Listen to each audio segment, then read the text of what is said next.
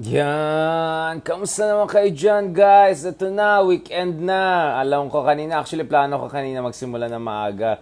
Kaso ang dami natin mga kailangan gagawin behind schedule talaga tayo. Pero try natin humabol ngayon dahil nangako nga ako eh. Kahit walang magpakita sa inyo, ay nako. Ano na, weekend na, mag-gimmick na yata kayo eh.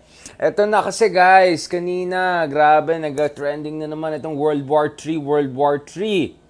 Dahil dito sa plano ni Nancy Pelosi. Hindi si Nancy Binay ha.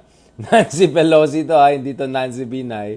Baka naman, mamaya, be nice, be nice. Etong Nancy Pelosi, ito yung leader ng Democrats dyan sa US Congress, may plano bumisita sa Taiwan. So laking, ano yan, laking gulo niyan.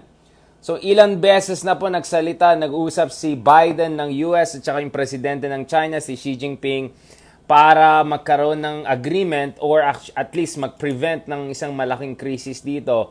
Kasi guys, God forbid, no, kung ito, tuloy-tuloy, ito si Nancy Pelosi, kasi may Asia tour siya eh. So dadaan siya sa mga iba't ibang Asian countries.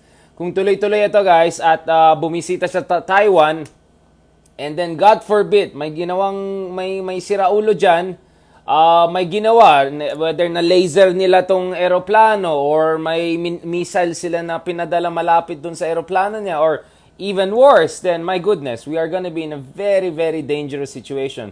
As you know, of course, yung sitwasyon sa Taiwan ay medyo mahalaga for a number of reasons because on one hand, as some of you guys may know, many people are comparing the situation between China and Taiwan to the situation between Russia and Ukraine, or God forbid, maging ganun yung sitwasyon. So in the same ways that Putin of Russia sinasabi na wala naman talagang Ukraine at Ukraine ay extension lang ng the Russo-Kiev civilization, at dahil yung Ukraine ay kasama dun sa Soviet Union, which was essentially Russia, di ba? Russia-led.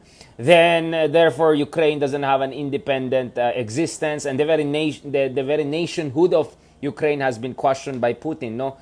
So may mga worries dyan na yung China may be tempted to do something similar against Taiwan dahil of course, if you look at the official stance also of China, hindi nila tinatanggap yung independence ng Taiwan. Well, definitely not de jure, but also de facto they're gonna challenge it. When you say de jure, it means you're challenging it legally.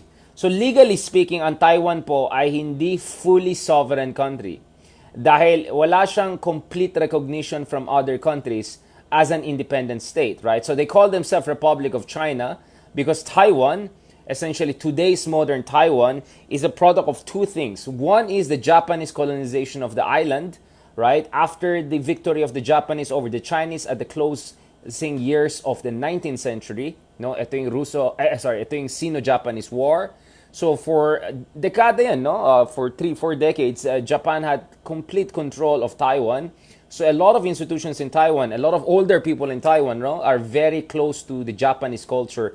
And until today, Japan and Taiwan have a very, very special relationship. So for instance, even though they have territorial disputes dun sa tinatawag na Senkaku Diaoyu, ito yung mga isla na katulad ng mga isla natin sa Kalayaan, meron sa East China Sea. Japan, for instance, doesn't create problems, and it tolerates Taiwanese fishermen getting into Diaoyu, Senkaku areas. Former Prime Minister Shinzo Abe, no, when he was assassinated the other month, earlier this month rather, ang daming Taiwanese ay nalungkot dahil Shinzo Abe was a very big supporter of Taiwan and consistently said that Japan should stand with Taiwan. Now, of course, the other thing that makes Taiwan also quite special is because today's Taiwan is also the product of the civil war in the earlier decades of the 20th century. So today, pag sinabi mong China, of course, isipin mo yung communist China. Pero wag natin kalimutan, bago naging komunista ang China, meron silang nationalista party. No? So ito yung Kuomintang, no? Which was led by Chiang Kai-shek. No? So nung World War II, nagsama itong dalawang kampo na yan, komunista led by Mao Zedong, and then nationalista led by Chiang Kai-shek. They were fighting, sometimes they'll be together, so may pagka-Game of Thrones nangyayari. But the thing is, Second World War, somehow both were fighting against Imperial Japan, no, which invaded, of course, China, Manchuria, so on and so forth.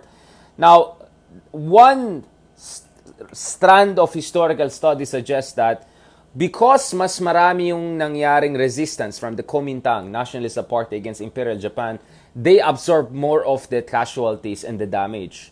Kaya later on, nung talo ng Japan tapos ng Second World War, nag-away naman yung mga nasyonalista at mga komunista. Mahina na by this time ang nationalista because they absorbed much of the shock of resisting the Japanese, right? Well, that's the one strand. Of course, the communists will disagree with that and say, no, we both fought and that the nationalists themselves were proto-fascists, etc. But the fact of the matter is that a lot of objective historians will tell you that actually Kuomintang fought the Japanese more. And because they also had more resources, more support, including from the US, from the West, etc. So ito si Generalismo Chiang Kai-shek. Eventually, they'll drive out the Japanese. But after the Japanese are gone, patayan naman yung dalawa at natalo ang Kuomintang nationalist forces. So, they withdraw and they go down all the way to Taiwan, right?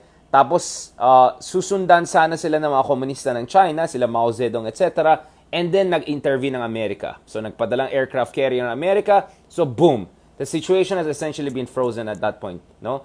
So, dahil sa intervention ng Amerika, even if natalo yung Chiang Kai-shek Kuomintang na dati based sa Shanghai, Beijing, etc., bumaba all the way sa Taiwan dahil sa protection ng Amerika, and for a few decades, mutual defense treaty between Taiwan and US before the 1979 US-Taiwan Relations Act.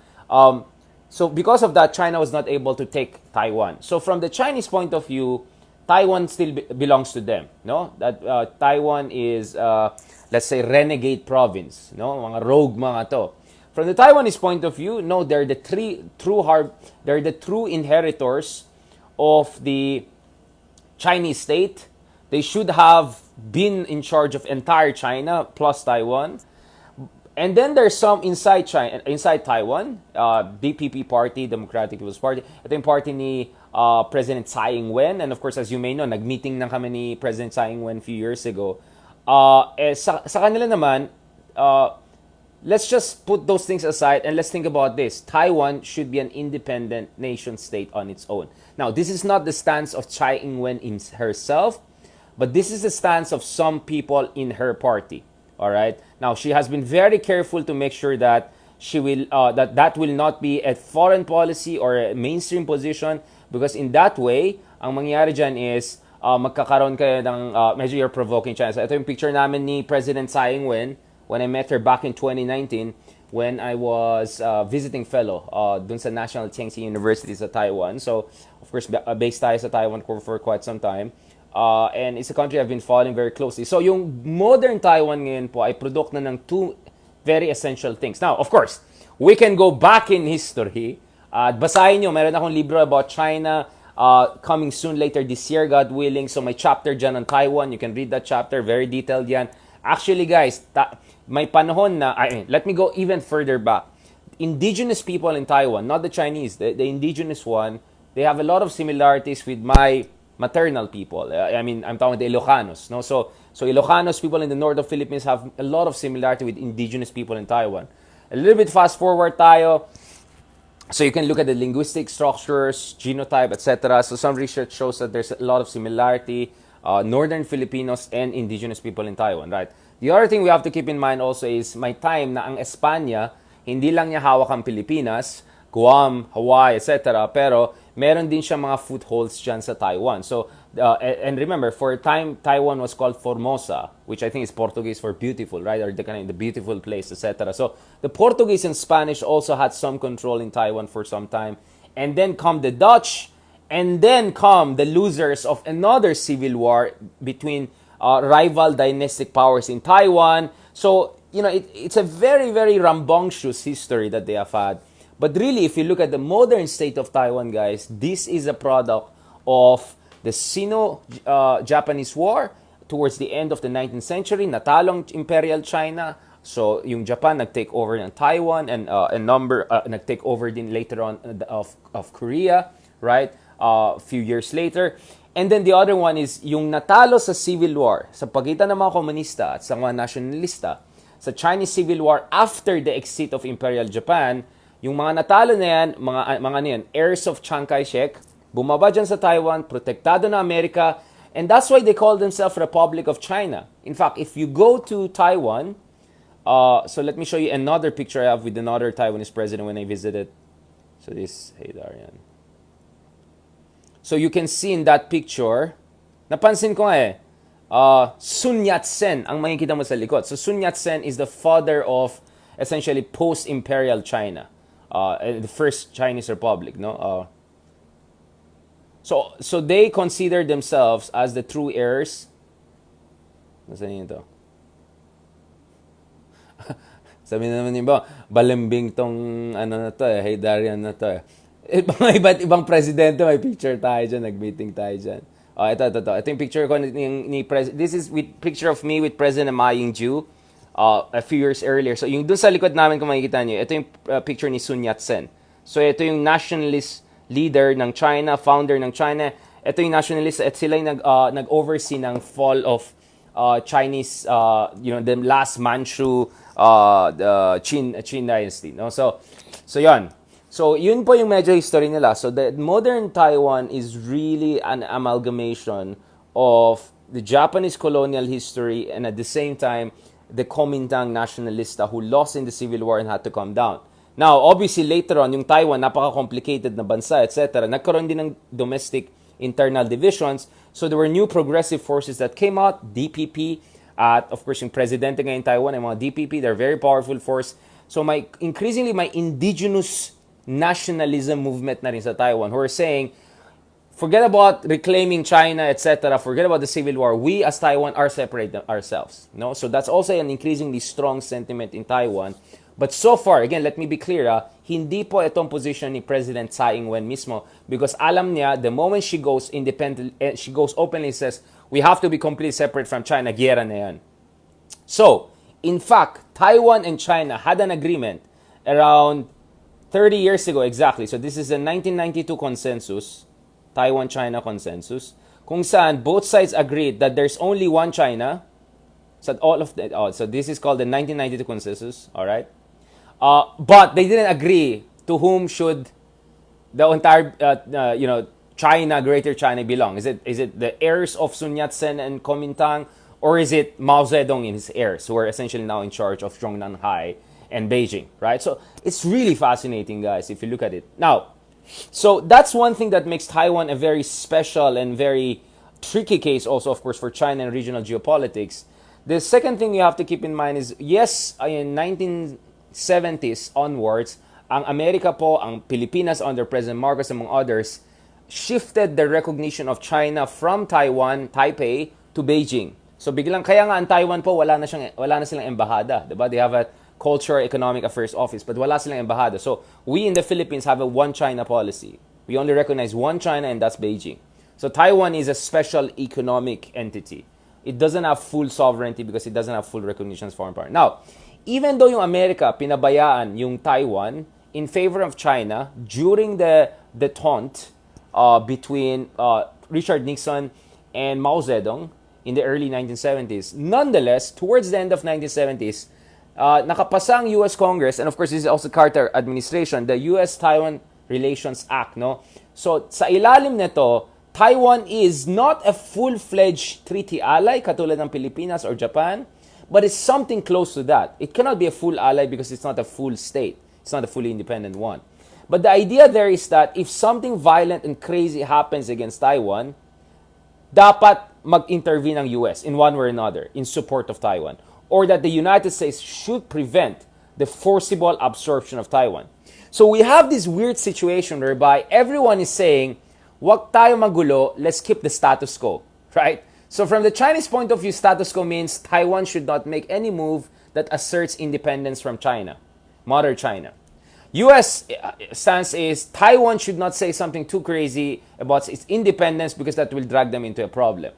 The Taiwanese at the same time are saying, we also don't want a situation whereby China is bullying us to be absorbed by them, and we don't want to end up like Hong Kong, right? So naalala ko nung 2019 nung nandun ako sa Taiwan, one thing that kept on popping up in my conversation with the Taiwanese foreign minister, defense minister, president, etc. Also when bumibisita ako, for instance, yung sa Taipei 101 Tower, makikita mo yung mga pictures sa mga protesta sa Hong Kong.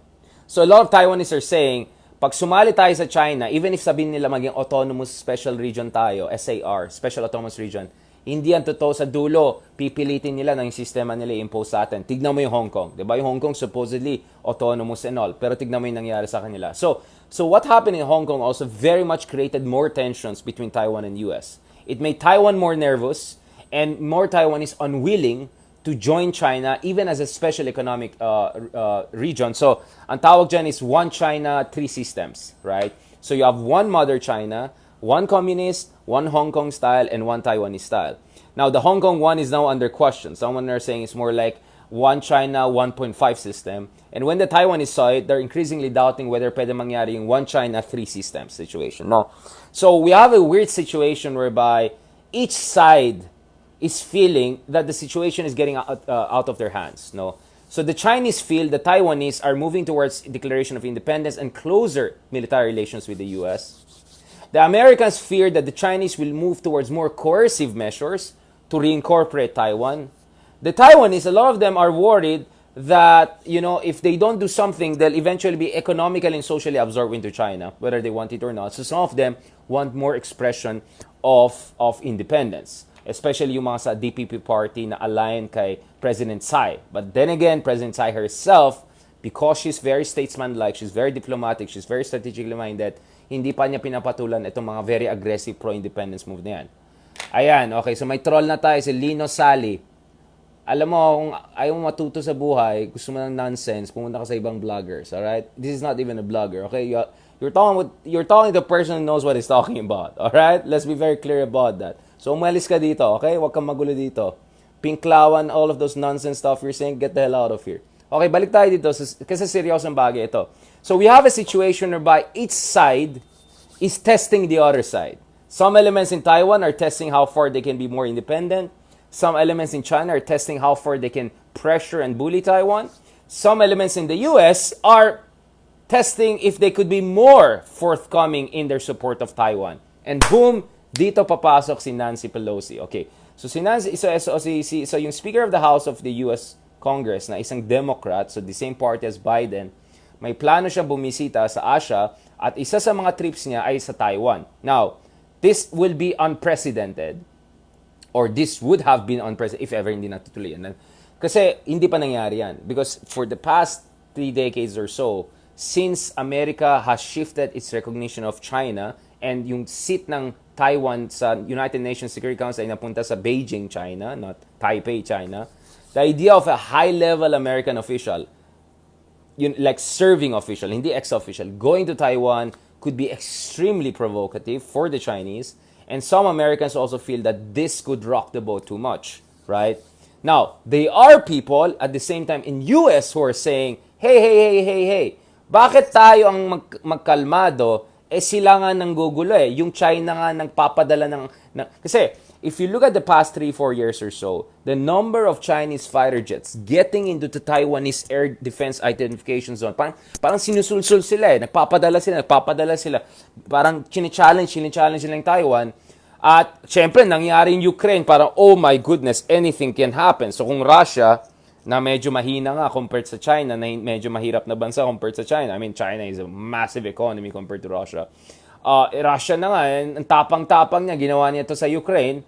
Baka naman, itong China, magdadalawang isip, baka pwede na rin tayo, di ba? So yun yung fear. So some in US are saying, maybe this is actually the time to show more strident support for Taiwan para yung China will not think that will not support Taiwan. So, ang idea there is this. One side feels that the Pelosi visit is too provocative and inviting war. The other side is saying the best way to prevent war is to show strength and resolve, right?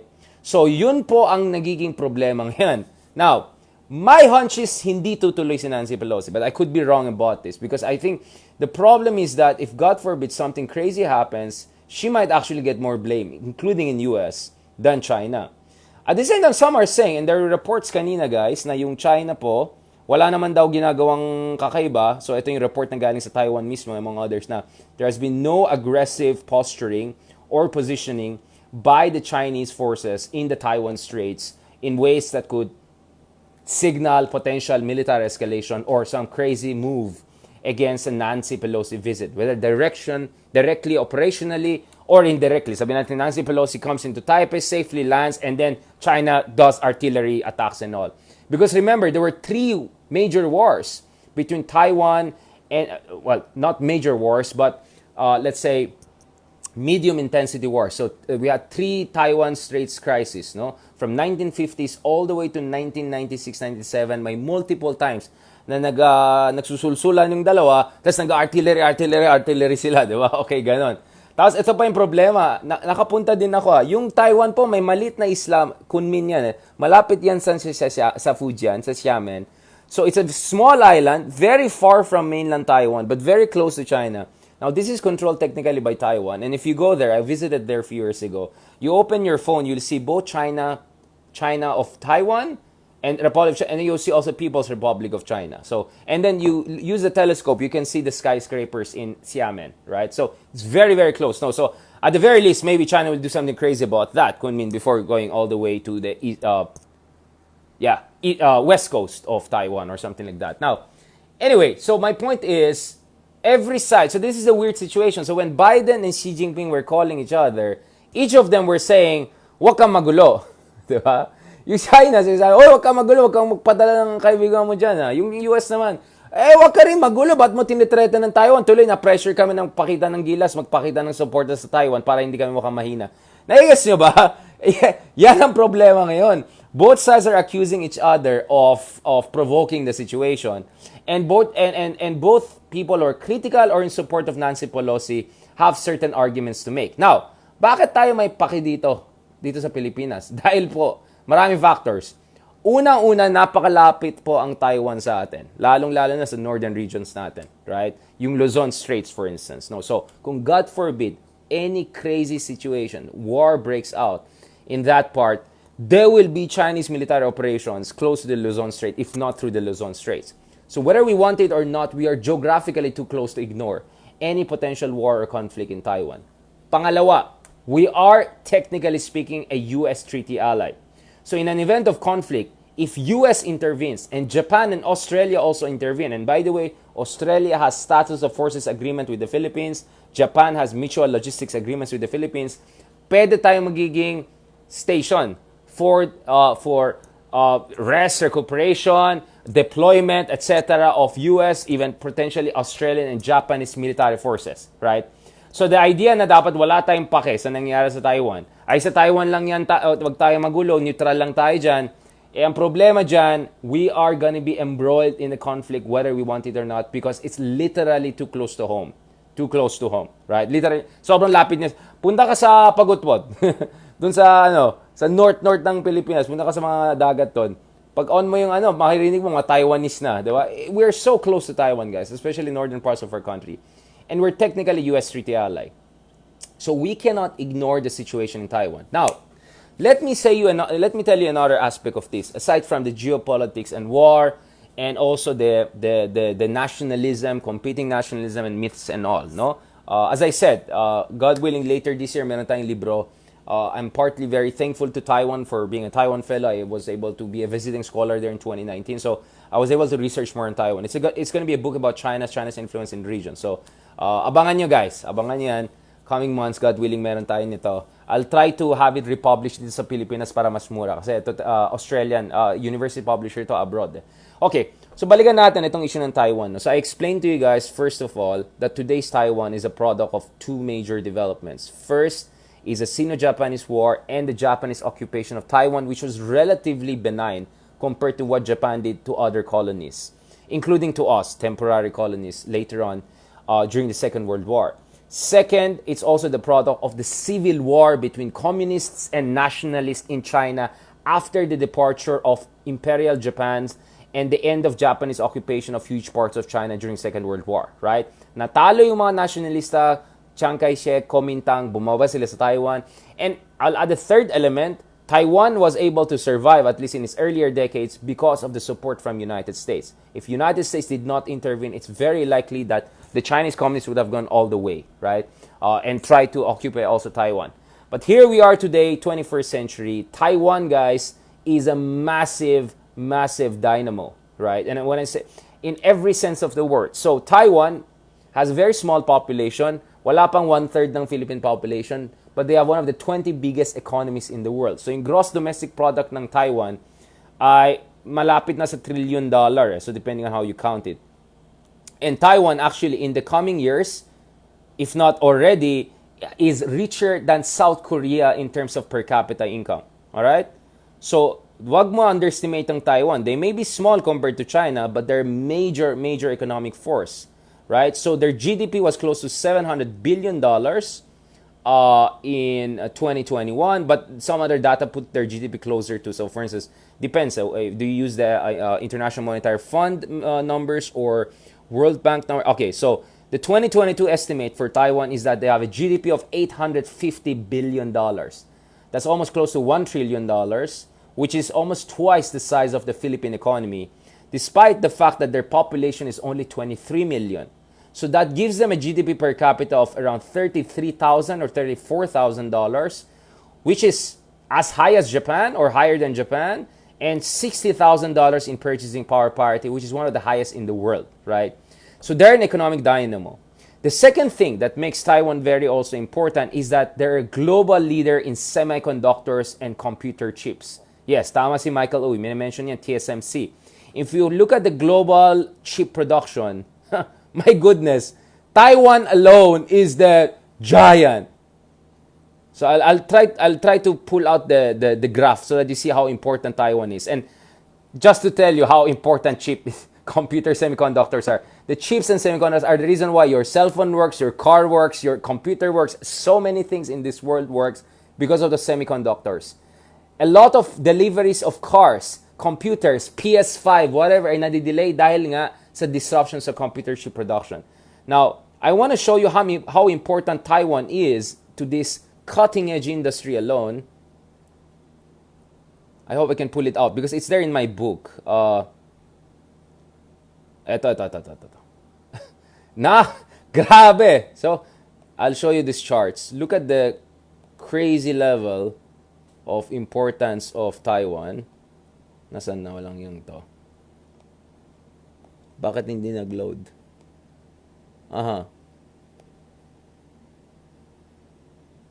Interactive content kasi siya. Wait lang I'm trying to load this. Walang hiya. Ayan. Okay. So this is the... Saan yung ball pen? This is the global semiconductor production, no? This is the total global production. The blue alone is TSMC of Taiwan. Right? Yan. Lahat yan. Taiwan yan. Alright? Crazy, man. This is crazy. This is the global production. This is Taiwan. See, like Taiwan alone, the tiny Taiwan alone is responsible for the bulk. So you have TSMC, UMC, and then you have Samsung, SMIC, so China na yan, and other firms. But all these blue ones or dark blue, they're all one way or another either directly or semi-directly related to Taiwan. Taiwanese companies or multinational Taiwanese companies. This is how important Taiwan is to global chip production. So God forbid, something crazy happens in Taiwan, patay ang global economy. We don't know what on earth is gonna happen to global chip production. Kung nasuguran ng Taiwan, nasiraan yung mga companies na yan, wala na. Good luck sa atin. We're gonna have chip production disruption for years to come. And Taiwan is like the Saudi, it's like the Middle East. It's like the Middle East and Russia of... If Middle East and Russia put together are like responsible for, let's say, more than half of global, let's say OPEC and Russia put together, Taiwan alone is that for the chip production, right? And then you have Korea, Samsung, etc. So that's how important it is. The revenue in 2020 was $85 billion. That's the semiconductor revenues of Taiwan. Don't worry, guys. I will post it. So this is the revenues by companies. This is TSMC of Taiwan. This is Taiwanese company. This is the rest. They're incomparable. They're a monster, right? This is Taiwan. This is other companies in chip production, revenues by revenues. Like, look at it. It doesn't even compare. Like, they have no rival. They're completely unrivaled. That's how high tech is. So number two, this small one here is Samsung. This is Taiwan, TSMC, this is Samsung. You see, walang laban yung Korea. Ganong kamahalaga ang Taiwan, guys, dun sa global production ng semiconductors, including dyan yung computer chips, mga ganun. So guys, I'm telling you, what's happening in Taiwan is relevant to all of us because the global economy is also very, very reliant on Taiwanese production, among others. Alright? So kung ikaw ang Amerika, you have many reasons to stand by Taiwan. You want supply chain resilience, meaning you don't want to rely on Chinese inputs, you want to rely more on inputs from your allied countries. So Taiwan will be very important, Korea will be important. You also don't want to have war because a war in Taiwan will inevitably suck in multiple powers. Japan, Australia, Philippines will be dragged in by virtue of our geography and alliance with the United States, whether we like it or not. Once the dice is rolled, I mean, eto na lang, once the ball is rolled, grabe na, wala na. You roll the dice, good luck sa'yo. We are in a very difficult situation. Kaya nga, let's just hope this thing doesn't get out. And then, don't forget, yung mga may iPhone, no? Ito, lumang iPhone. Mga ganun. Ano to? Foxconn yan. Alright? Foxconn na nag-assembly yan. Taiwanese na naman yung company yan, guys. Alright? Just to keep in mind. That's how important Taiwan is. We keep on talking about China. We talk about Korea. We talk about Japan, etc. But what we forget is how important Taiwan is to almost every gadget, every high-tech thing you use, every smart gadget you have, whether inside your car, whether your cell phone, whether your smart TV. So yon. As I said, tignan nyo again, this is it. All the blue one here is Taiwan. This is the global semiconductor output. All the blue is Taiwan. This one is Samsung, Korea, right? And then the others. Then China in red. This is all Taiwan, right? By revenue, this is TSMC.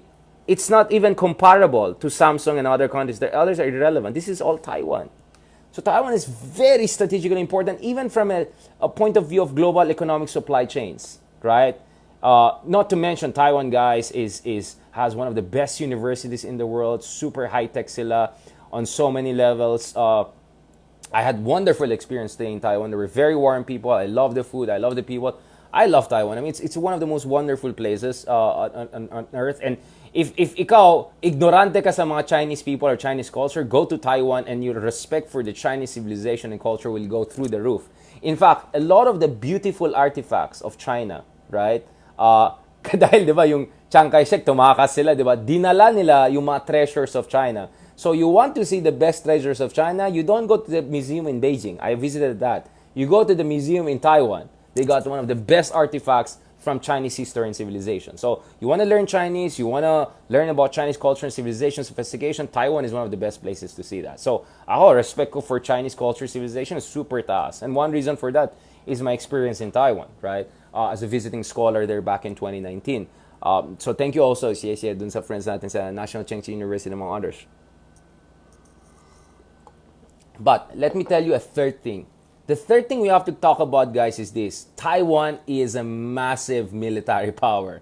We rarely talk about that, but Taiwan actually produces its own fighter jets. That's how advanced they are. I'm talking about not first generation, I'm talking about fourth generation fighter jets. Right? Let me show you the picture of that. So yes, they get high-tech weaponries from US and all in tens of billions of dollars. But they can produce, so this is AIDC FCK-1 Chinko. So this is the Taiwanese-made fighter jets. So, you see?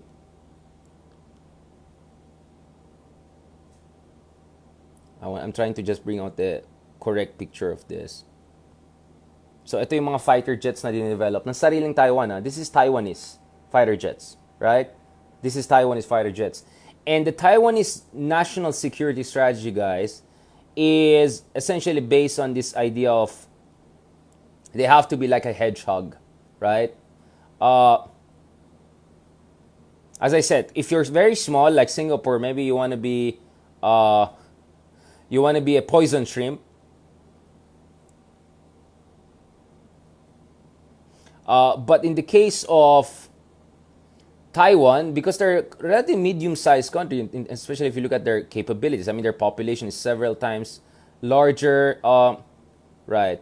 So hedgehog or porcupine, whichever you want to call it. I use the term porcupine last time, but this time I used the hedgehog. So idea there is that yes, face to face baka hindi matalo ang Taiwan, ang China, but defensively, especially if it's but defensively speaking, Taiwan has very strong anti amphibious attack. Kasi syempre, hindi katulad ng Ukraine na magkatabi lang sila ng Russia at Belarus. So Putin can come here and invade from north, from Belarus, through his allies, and then from the east-south, from Russian border. Taiwan is offshore, right? There's the Taiwan Straits here. There's the Western Pacific. There's the South China Sea, West Philippine Sea, etc. So the only way the Chinese can come in really in full scale, hindi lang aerial bombardments, but amphibious attacks. So the Taiwanese have been preparing for that full time. They have a very high-tech, well-developed military. Behind the scenes, they have been doing a lot of joint exercises with the Americans. So handa mga Taiwanese. And what the Ukrainians did to the Russians, the Taiwanese can do multiple times more, right? And to consider, actually, Russia may be even more developed than China in terms of military capabilities. So that's why, mahihirapan ng China. But nonetheless, you see, just because it's hard, it's not gonna stop some people. So if some people are crazy enough, they might go into war. Ang term dyan, guys, is sleepwalking into war, right? So if you look at major wars in history, major wars in history, including First World War, no one wanted it and yet everyone sleepwalked into it. Everyone thought that if ako magpakitang gilas, medyo magbully ako, magpa-fold yung kabila.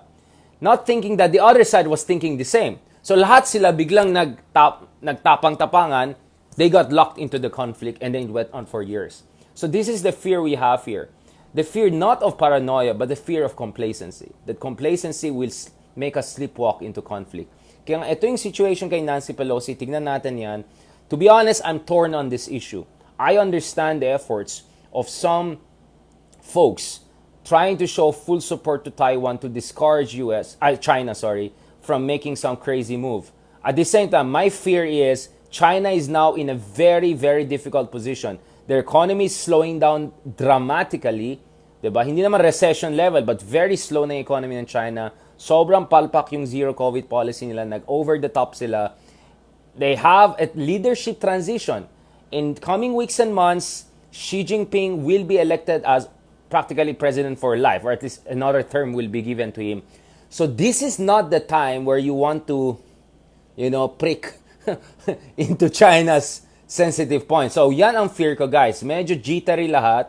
So whether you agree with Pelosi or not, let's not also forget that this is a time whereby maraming pikon ngayon. So pwede mag-explode yung situation out of hand. So let's see. Now, at the same time, we know China is also very good in splitting the difference, right? So they can perhaps do something threatening, but not crazy enough to provoke full conflict with US.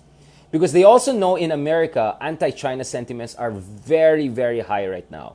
In Europe also, it's going very, very high. In Japan also, in Australia also. So they also do not want to give an excuse to these countries to take even more aggressive economic and military action against them.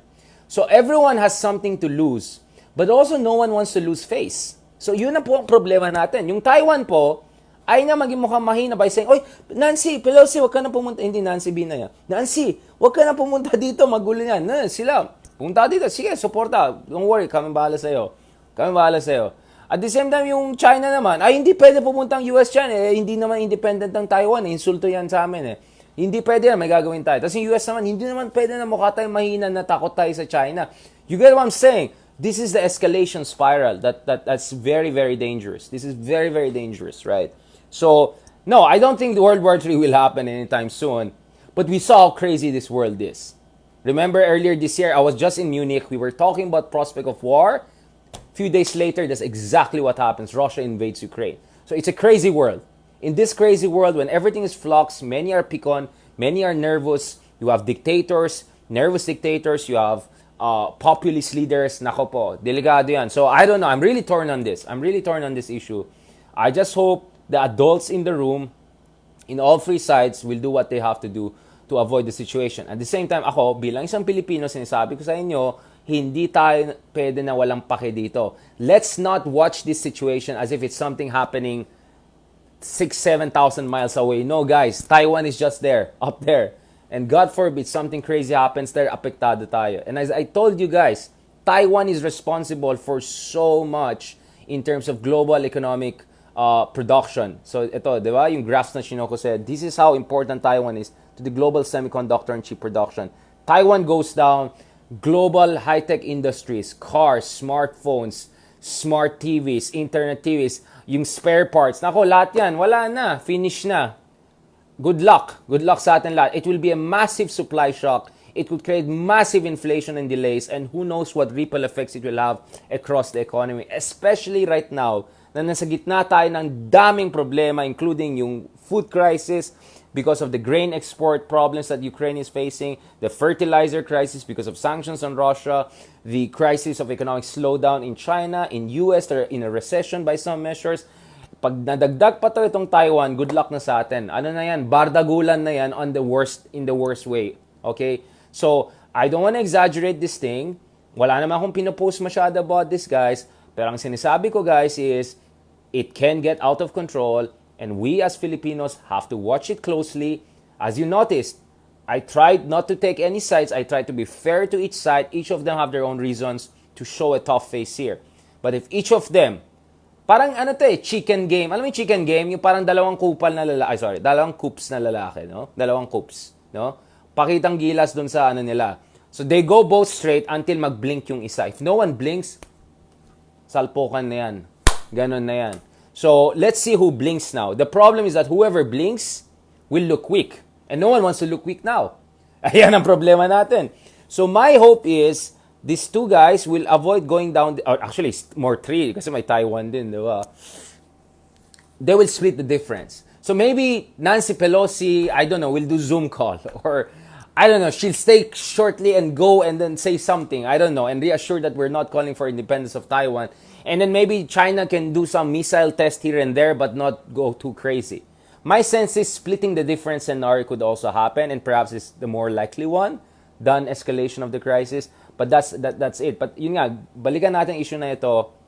This is not only because we care for Taiwan because they're a smaller country, ayaw natin mabuli. It's also because Taiwan is so important to regional and global economy as the massive dominant force in global semiconductor and chip production. And Taiwan, guys, do not underestimate them. They have a massive military capability. They can really make it hard if this goes into the war situation. But even if we don't go to a war situation, some crazy missiles fly here and there, some cyber attacks happen here, and computer chips, productions, and all of that get disrupted, that will also affect us. That will also affect us. So, yun ang sinasabi ko sa inyo, guys. There are many moving parts here, and we have to trace them and have an understanding of them. Actually, ang plano ko is pag-usapan si Bongbong, China, US, etc. Pero sabi ko, itong issue ng Taiwan ay napakamahalaga, guys. So, to just recap again, very quickly, guys, today's Taiwan is a product of two major developments. Late 19th century victory of Japan over China, Imperial Japan, their occupation of Taiwan for decades, which created essentially the foundations of modern Taiwan. And the second one was the victory of the communists in the civil war with the nationalists, who were forced down to Taiwan. And to add a third factor, US standing by Taiwan and preventing communists from taking over Taiwan or even the Kunmin, yung island na meron ng mga Taiwanese malapit dun sa shores ng Fujian, no, ng China mismo, China proper, no, across the Taiwan Straits. And then, as I said, Taiwan, we cannot ignore what's happening in Taiwan because Taiwan is a number one producer of semiconductors, which is important for running everything, including our smartphones, etc. It has a massive military force, so if it goes down to war, it's going to be bloody and difficult for both sides. And third, it's very unlikely for the US not to get involved directly if ever this goes down to essentially wala na. Essentially, the war, the dogs of war have been unleashed. Once it has been unleashed, God forbid, di ba? Good luck na lang sa atin lahat. At tayo, dahil napakalapit natin sa Taiwan, in Luzon Strait, nandun na yung Taiwan, tayo po, dahil aliado ng Amerika, whatever we want to say, we are gonna get embroiled into this. So let's just hope this doesn't get out of control. All right, and let's just hope this Nancy Pelosi thing will peter out, or I don't know, it will resolve its way, or that there will be a splitting of the difference. Maybe she'll do a visit, but kind of more low profile and say something reassuring. Maybe China can do something, but not too crazy. Maybe just fire some missiles into the sea, but nothing more. Let's see how it goes from there. But the reality is, lahat ngayon, guys, lahat Alam mo yung parang nasa room kayo lahat kayo pikon sa isa't isa. Ayaw nyo mag-away, pero pikon kayo sa isa't isa. And any moment, konting trigger lang, magwawala na kayo. Yung wala kayong tulog, umaga, gutom ka, nakakairita yung kasama mo, iritado din siya sa'yo, konting kitik lang, biglang magsasnap na tayo, di ba? Nangyayari yan sa mga tao, pwede rin na mangyayari yan sa mga bansa. And as I said, if there's anything that the war in Ukraine is teaching us is that crazy things can happen in our era. Very, very much. Alright? Thank you very much. Okay, so, I just got, sabi ni Yuri Shiko, may kamukha akong Uyghur. Sorry, I'm using the Turkish. No, it's Uyghur in English, but it's Uyghur in Turkic. May kamukha akong artista na Uyghur from Urumqi.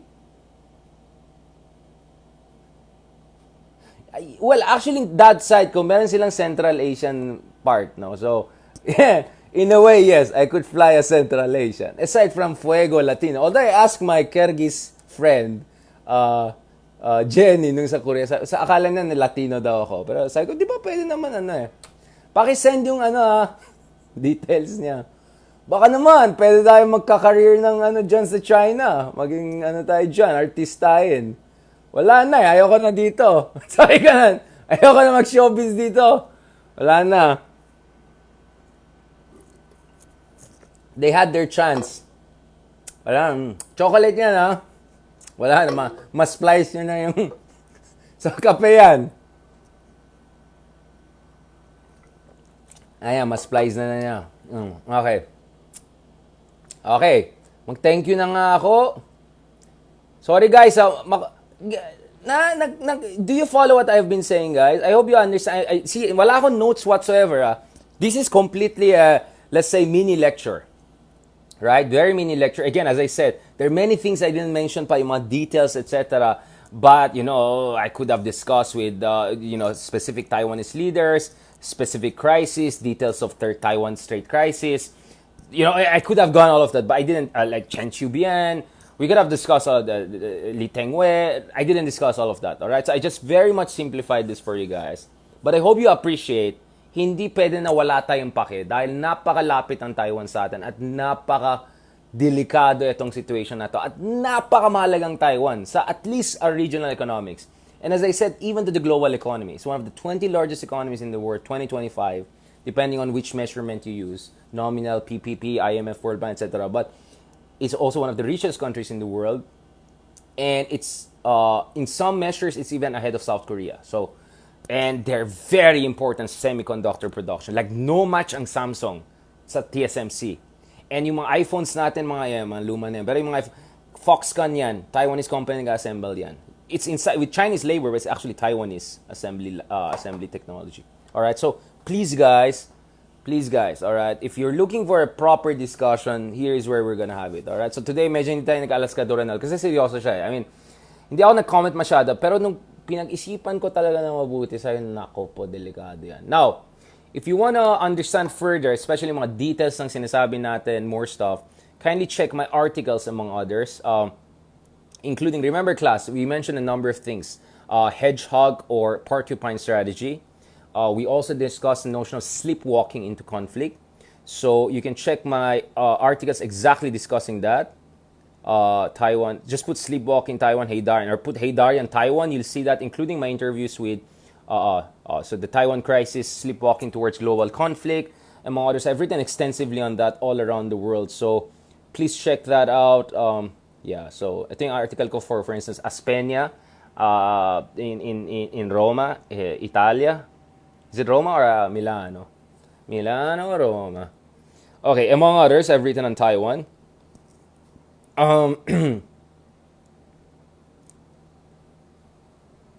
And I'll post you also, guys, yung details. Ito yung mga numbers na pinakita natin. TSMC, their share of global chip production, right?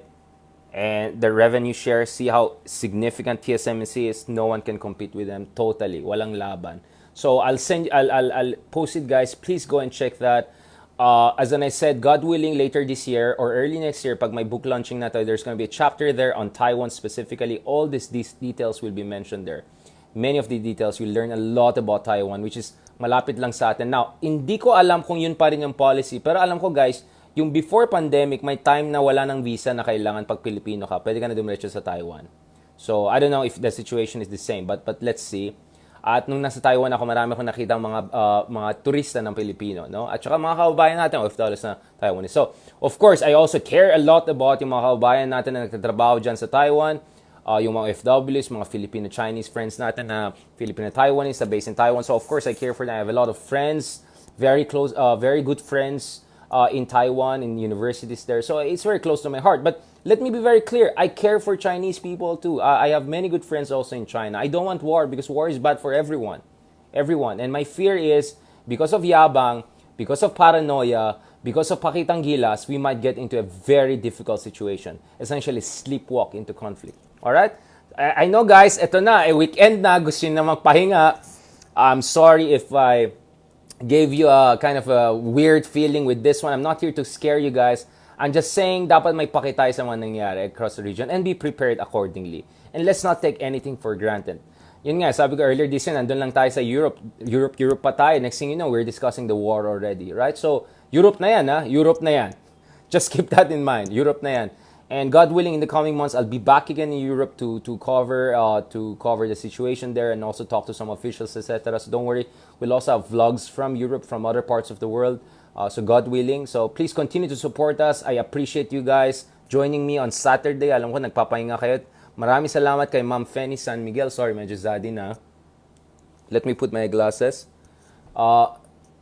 I appreciate it, guys. And guys, please also basahin nyo kasi babalikan ko tong issue na to siguro Monday na kasi Sabbath day bukas magpahinga na tayo.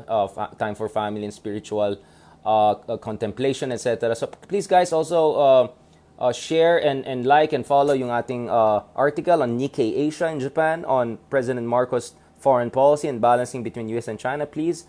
Para ma-continue natin yan sa mga discussions natin. Kung classroom yan. Classroom ito yung mga reading assignment nyo, alright? Basahin yan. At saka i-like nyo ha, share nyo yung reading assignment nyo. Walang yan. Vlogger na teacher vlog. Guys, basahin yung readings ha, tapos paki-share and click subscribe. Ayan tayo. Walang ya.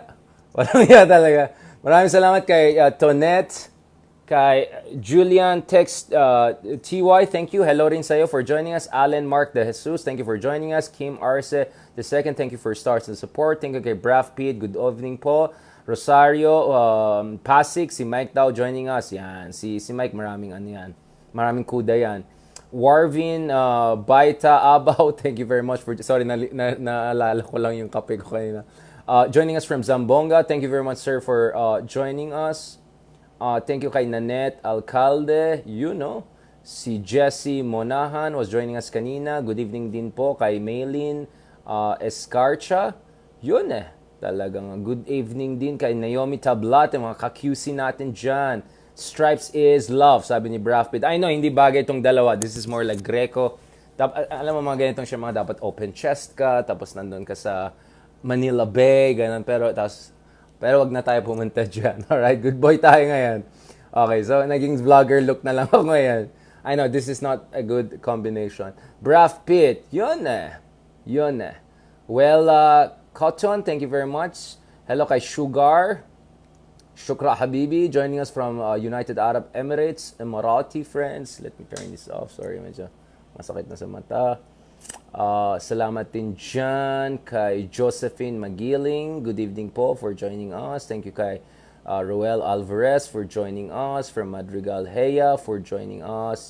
Talagang Yoli Lapos. Talagang mga, ayan na.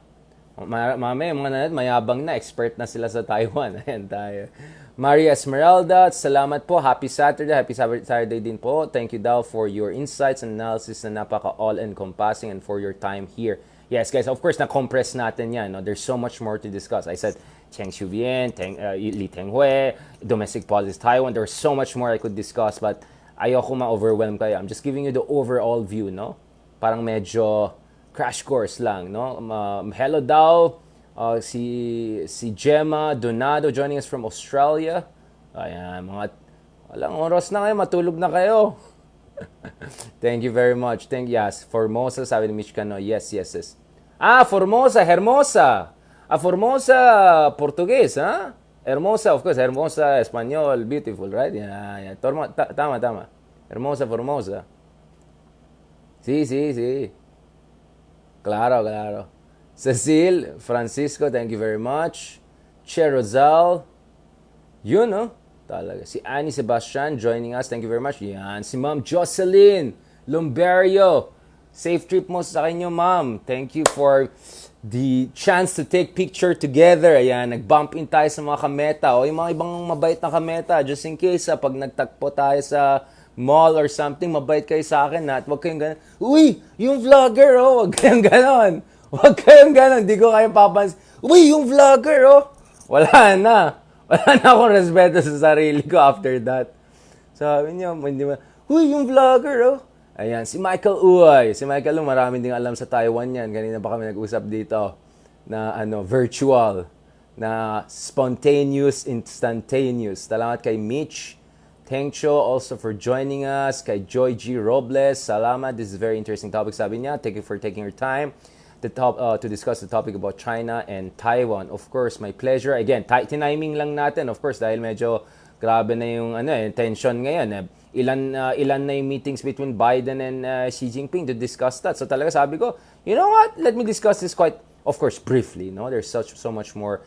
I will post my articles and all that relevant to this issue later on. So please paki-check nyo rin yan. Thank you very much. Yan, maraming salamat, sabi ni Mitch. Napaka-generous mo sa oras. Been learning a lot.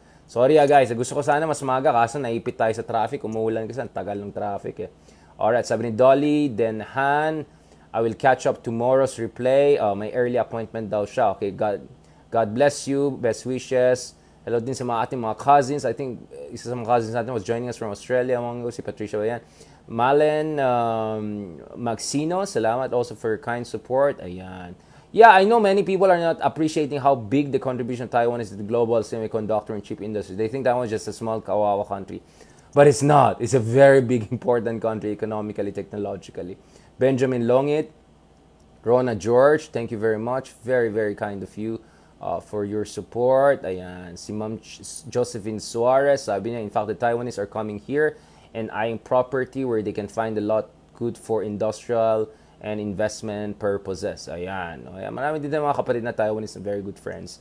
Bucket list ko yung Taiwan, sabi ni Margaret Rodriguez. Ayan, malapit lang yon.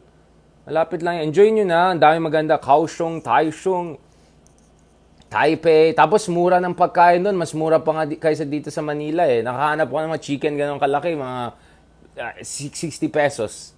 Yan, grabe. Although, medyo sa university area kasi ako doon sa National Chengxi. But still, Taiwan is relatively cheap for a first world country. I mean, their level of development is very first world, but it's very, very, very affordable there on so many levels. Thank you, Jella, Team Late, Playback Daw. Okay, yes. Thank you for joining us. Thank you, kay Jan Signo. Yun, Thank you, kay Noe Lopez. Yan, si Sir Noe. Yeah. So, thank you very much. So, don't worry, guys. I'll post sa baba yung some of the articles and all of that. So, yun, Thank you kay Riz Ani and thank you kay marami pa. Sorry, ubos ng laway ko. Magsusulat pa tayo. Dami natin gagawin eh. Okay, thank you kay Eves Sebalita Baguio. Alright, kabagyo pala natin yun. So I'll thank you the rest na lang later ha.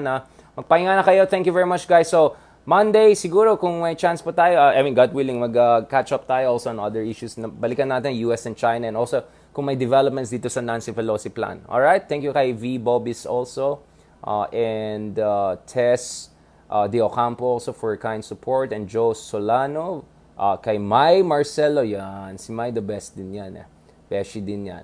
Ann F, thank you very much. Yan, si Ma'am Josephine, nakadagdag ng talino. Kidding aside, thank you, Cha. Of course, thank you very much also, Doc. Salamat, thank you very much and talk to you guys talaga ito si Ma'am Jocelyn, among others, very supportive also sa atin. Thank you again for the chance saying hi. Thank you rin kay Diego Ricarte for support and Mary Christine, Michelle Apostol, among many others. All right, thank you so much guys. Catch up tayo soon. Have a blessed evening with family loved ones. Have a good Sabbath day tomorrow and then catch up tayo God willing on Monday. More to discuss and update din tayo ito sa Taiwan. All right, and please also, yung podcast din natin, paki-check rin yan. I'll try to update this also sa podcast natin para pwede nyo pakinggan kung jogging kayo or something so that you have an idea about this, alright? If in future may time pa, gusto ko pang gawin, maglagay ako ng recommended readings. Medyo next level na yan. So, kapos tayo ng oras and budget. Pero kung sakali I want to do things like lecture or, semi-lecture talk and then recommended readings para you guys can, do further research on your own because there's just so much I can squeeze in here in our discussion. Alright? Maraming salamat.